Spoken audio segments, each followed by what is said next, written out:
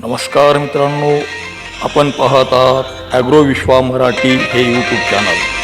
आत्ताच्या क्षणाची सर्वात महत्त्वाची बातमी आपण पाहत आहात. नमस्कार शेतकरी बंधूंनो. मित्रांनो, आज आहे 12 ऑगस्ट. आज थोडं काहीतरी वेगळं घडेल अशी स्थिती निर्माण झालेली आहे. कालसुद्धा म्हणावा एवढ्या प्रमाणात तीव्रतेचा पाऊस पडलेला नाही. हे वर्ष एल निनोचं असल्यामुळं आपले अनेक बाबतीत हवामान हे विसंगत वागत आहे. त्यामुळं ते काही नवीन झालेलं नाही. आज 3 महिने होत आले पाऊस चालू झालेला, पण ह्याच गोष्टी घडतात. जेवढं आकाशात ढग असतात त्या प्रमाणात पाऊस पडत नाही. पाऊस चालू झाला तरी 10 मिनिटापेक्षा जास्त थांबत नाही, हे वास्तव आहे. परंतु आज एक दुसरी सिस्टीम तयार होऊ लागलेली आहे विशाखापट्टणमजवळ, बंगालच्या उपसागरात.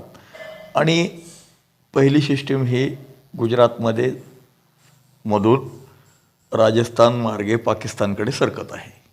त्याचा प्रभाव म्हणून आज या भागामध्ये खूप म्हणजे पावसाचे आणखी जोर वाढलेला आहे.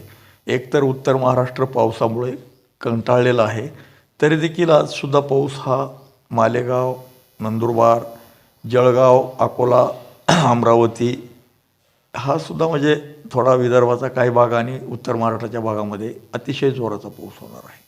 मुसळधार पाऊस हा सकाळच्या सत्रातच त्या ठिकाणी चालू राहील आणि खाली छत्रपती संभाजीनगरपर्यंत त्याची तीव्रता जाणवेल सकाळच्या सत्रामध्ये.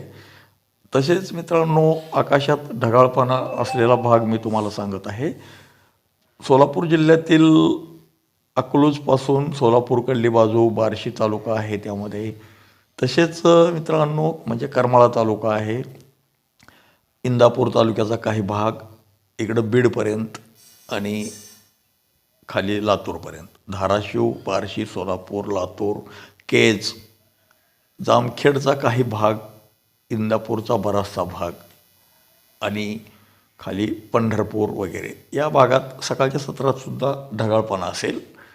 आणि दुपारी मात्र मित्रांनो कशा पद्धतीने वातावरण बदलेल बघा. 10-11 वाजता वातावरणामध्ये तीव्रता वाढेल, ढगाळपणा वाढेल आणि दुपारी 1 वाजता सोलापूर जिल्ह्यातील जो अकलूज, पंढरपूर, वेळापूर, कल्ला जो भाग आहे त्या भागामध्ये बऱ्यापैकी पाऊस हा पडेल.